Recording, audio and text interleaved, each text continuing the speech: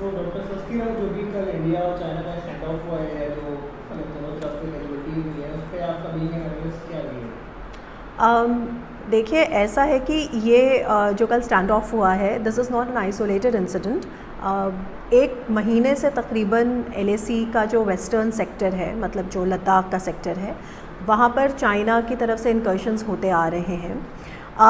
What happened yesterday is very surprising and very shocking because what had happened was that 5th-6th मई के आसपास जो stand of हुआ था Galwan valley में, उसके बाद से डीएस्केलेशन चल रहा था और दोनों साइड्स का आर्मी चीफ के लेवल पे टॉक्स हुए थे और बोथ साइड्स हैड अग्रीड कि डीएस्केलेट करेंगे and this was being touted as a very mature step.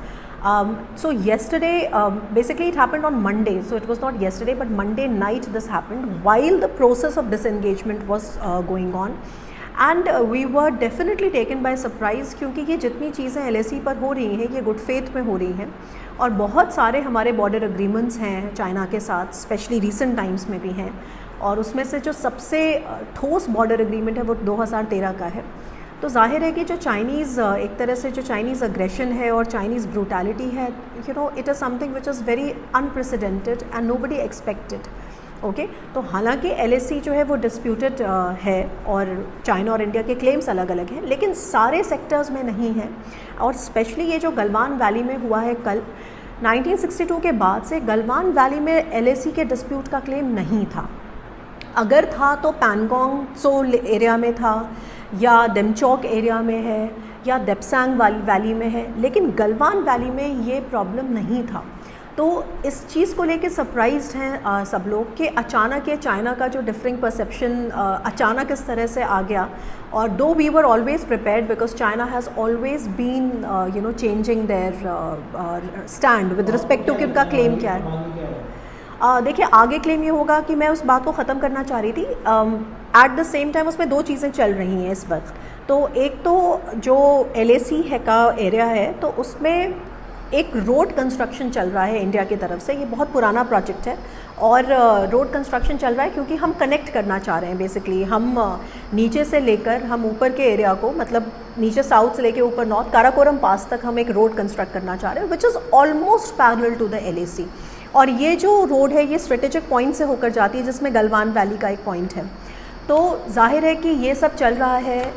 China इसको लेकर शुरू से अनईज़ी है क्योंकि काराकोरम पास जो है वो पॉइंट है इंडिया का जहाँ से चाइना का क्लेम शुरू होता है शिनजियांग प्रोविंस का और अक्साई चिन का. तो इस चीज़ को लेके चाइना में एक तरह की अवेयरनेस है विच इज़ अंडरस्टैंडेबल, लेकिन इंडिया अपने रीजन में कर रहा है ये रोड कंस्ट्रक्शन. और सबसे बड़ी बात यह है कि अगर इस तरह के रोड कंस्ट्रक्शन को लेकर स्टैंड ऑफ आ रहा है तो ये कोई पहली बार नहीं आ रहा है. 2013 में हुआ है, 14 में हुआ है, 17 में हुआ है और रिजॉल्व हुआ है, पीसफुली रिजॉल्व हुआ है. हालांकि they have been locked in a standoff but it has been resolved eventually.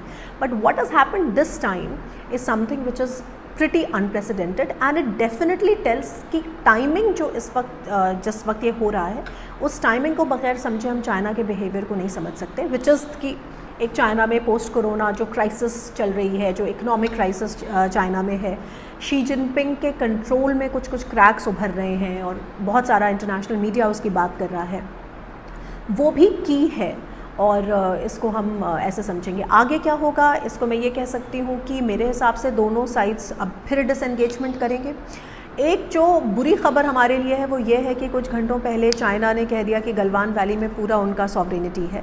तो ये कभी हुआ नहीं ऐसा. गलवान वैली इस तरह से कभी डिस्प्यूटेड रही नहीं है and it has come at as a surprise.